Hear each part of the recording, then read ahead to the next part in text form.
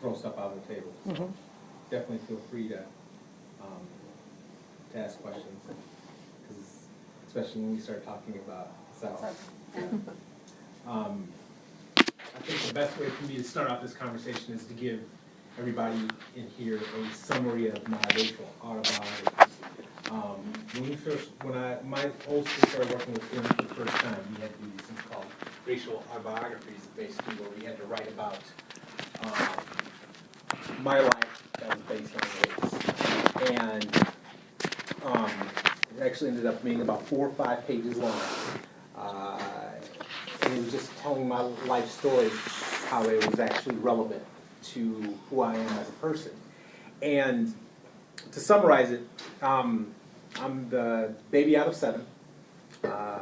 Lived with both parents. My parents were married for 49 years before my dad passed of a heart attack. Was born in Milwaukee, Wisconsin, and moved away when I was, I think I was 7 years old. I was going into the 2nd grade. And we moved to a little town called Macomb, Mississippi. From a social economic premise, my parents were, we were upper middle class. My parents owned 4 barbecue restaurants. So we weren't the stereotypical black family by any means. You know, we were always kind of referred to as kind of the Huxtable type family. And I'm telling you that because it makes a difference, how I was viewed, especially by other people, Caucasians as well as African Americans. So we moved to Mississippi. My grandmother, I should say, she died, and she left my dad with some inheritance. And my dad instantly retired. My mom was done with work, and you know, we were like, just this family, we were done with the North, moved down to the South. My parents built their dream home. And there were 2 school districts in this town that we lived in. It's about 1 hour and 15 minutes north of New Orleans. And this is actually my first real encounter with being African American. My parents had had numerous encounters coming from Mississippi. You know, my dad had run-ins with the Ku Klux Klan, and my mom had the same thing. And you know, my mom will tell stories how she remembers coming out of church when she was, you know, 14 or 15 years old, and there was a hanging the night before of a guy in the church because he whistled at a white woman. And they walked out of church and they hung him right off the tree during church service. They killed him the night before, and then when everyone came out of church, there was this member of the congregation was hanging. And so they have all these very potent stories about race relations coming from a Southern perspective. Fast forward to me, well, we moved to Mississippi, and I had to go to the North Pike School District. And I'll never forget the first day waiting for the bus. And I remember getting my backpack put on, and you know, literally like it was yesterday. You know, my parents getting breakfast, everything ready, and coaching me about going to this new school, and you'll be fine. And how old were you? I was going into either 2nd or 3rd grade. I think it was 3rd grade. And I remember going to the end of the driveway, and we lived out in the middle of nowhere. It was 14 acres that my parents built this house on. We had this long driveway, and I got to the end of the driveway, I could see down the road it seemed like forever. And I remember seeing the bus come over the top of the hill, and I remember being anxious and thinking, I'm about to get on the school bus, I'm going to this new school, I'm going to meet all these cool people, and the bus is coming, and then all of a sudden, the bus keeps going.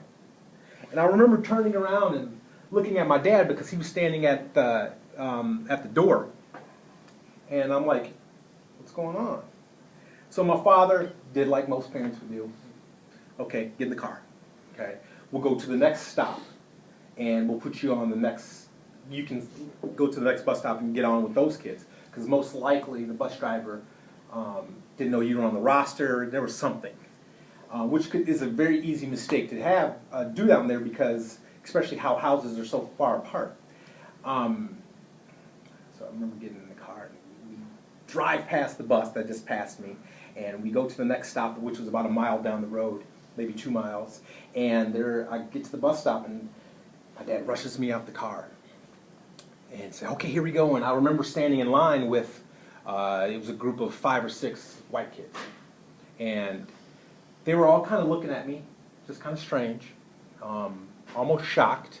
But why wouldn't they? I'm a brand new student on a new bus and the whole nine. And all the kids got on the bus, and right when I got to step on the bus driver looks at me and she goes, "Stop." She goes, "Why are you getting on this bus?" And my father pokes his head around and says, "Oh, you know what, we're new to the district. I think you forgot to pick us up." And she goes, "Sir, you don't understand. Niggers don't ride this bus. You have your own bus." So I remember looking at my dad, like, not really knowing what was going on, and watching my dad erupt into this individual that was just belligerent, and it was verbally violent, and it was shocked. So then the process went to this completely different level that I actually wasn't aware of until years after it was over. When I got into college, that's when my mom told me the real story that happened, which was at that point my parents decided, you know what, we can't have this. We moved back to Mississippi thinking things had changed since we were here in the 1950s and 1960s as kids. Here it is 1983 or 81 or whatever it was, and apparently things are still the same. And it was true. There was another bus just for African Americans at the school I was going to. And it actually had a black hood. They painted it black on purpose, okay? Just so everyone knows that there's black buses and there are white buses. Also at this school there was a black prom, there was a white prom, there was a black homecoming, there was a white homecoming.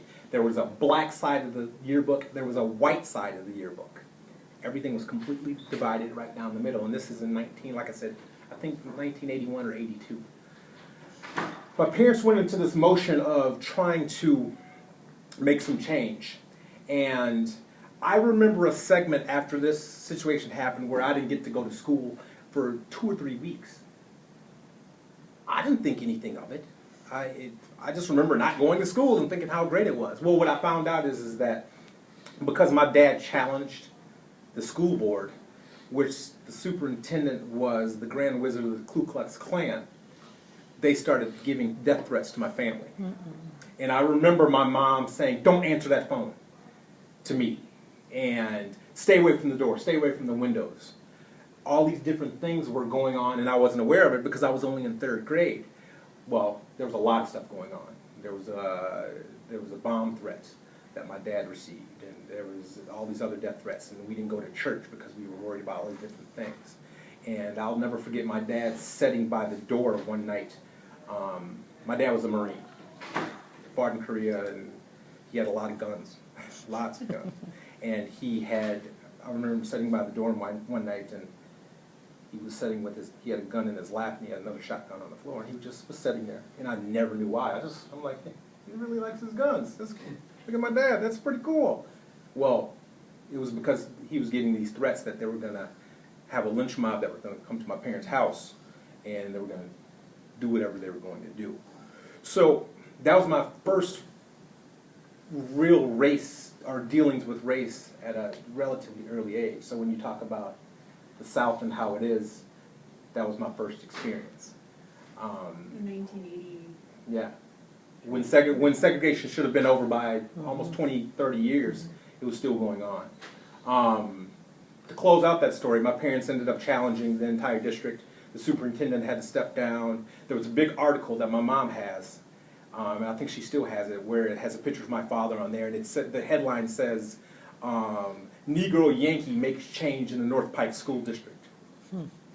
And literally that was the words that it said. So the whole process started to fade away. I ended up going to school. I remember the first day I ended up going on a non-segregated bus and being nervous, but I made friends immediately, and all the kids were like, "Yeah, you know, we've heard about your dad. My parents were talking about your dad." One of the kids who I became really close friends with as time progressed, his name was Pat. And Pat was the coolest kid ever. He had a swimming pool, and I mean, everyone had swimming pools down there, but he had an in-ground swimming pool which made it even cooler. And he invited me up to his house one day, and I remember him saying, "Tony, you know, we gotta make sure that, you know, you come when my parents aren't here." And I never really understood why until I got to his house. Well, his dad was in the Ku Klux Klan, and he had a secret room downstairs in his basement. And he said, "Let me show you something." And he takes me downstairs to his basement, and it has this paneled wall that looks like normal paneling. And he goes over, and he had created it where you could just push the wall, and the paneling would pop out, and then the secret chamber would open, and you could go into this room. And he had all these different things for the Ku Klux Klan, and a printer, you know, the old hands printer that you could smell it, you know, right. And he had one of those where they were printing off propaganda and all these different things. And these are the type of things that have been kind of imprinted in my head, and this is just coming from the South. So fast forward to me moving in 9th grade, I moved up to Chicago, where race was still kind of there, but, you know, I'm turning into, you know, a teenager, and I'm going through all the other issues of being a teenager. And I went to school right outside of Chicago in a town called Palatine, Illinois, which is, if anyone in here is familiar with Chicago, it's out in the western suburbs over by the airport, by Schaumburg, if you're familiar with that. And I remember going to the school and having race slapped in my face, but this time it was by two different sides. It was by the white population, because here I was, there were 2,500 students in the school, and there were only 25 of us who were African American. And I'm not being figurative by any means. It was 25 students who were African American. Probably the whitest school you'd ever seen, and it always had been.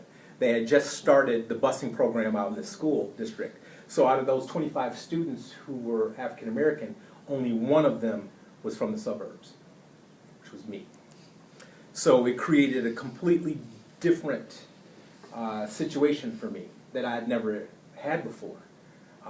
Now I was being excluded by white people, where I would sit at lunch and I would have people tell black jokes in front of me.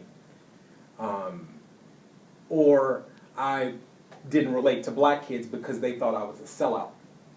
And I was selling out my race because my family lived in a $400,000 house down the street. So I spent a lot of time in my high school years by myself, because I couldn't figure out where to go. I didn't know who I was. I was what they referred to as confused. I was utterly confused. I didn't know how to navigate through my own racial identity. So I spent some time having some self-loathing, and you know, I remember wanting to, in some cases, wanting to be white because I wanted to fit in with the main culture or the dominant culture. But at the same time, I was still trying to hold on to who I was as an African-American male. I was just a twisted, hot mess. And in the meanwhile, I'm still having all these racial things thrown at me, such as, you know, the white girl who I asked to homecoming, and she came, it was point blank, and said, "Tony, there's no way in the world my family will allow me to date a nigger. It would never happen." And this was in Illinois, not down south. So, but felt very south, you know what I mean? So I can't tell you how many times those type of things happened. Graduated high school and went off to University of Wisconsin, La Crosse, and I remember going into one of my history teacher's classes, and I had to go talk to him about getting help, because I needed some help in some of the work I was doing. And he goes, "Tony, you know, let's stop for a second." He goes, "I just needed to tell you something." He goes, "I'm just really, really impressed with you." And I remember perking up and thinking, "Well, thank you." And he goes, "You know, usually people like you come in here and, you know, you're not real serious about school and you're just not very smart as individuals. And I'm just so impressed that you can articulate words." And I remember starting to sink in my chair as he's going through his dialogue and getting sick to my stomach. You know, my fight or flight reflex was just going off. And he just continued to go on and on about how every black student that's came through University of Wisconsin lacrosse has turned out to be a failure,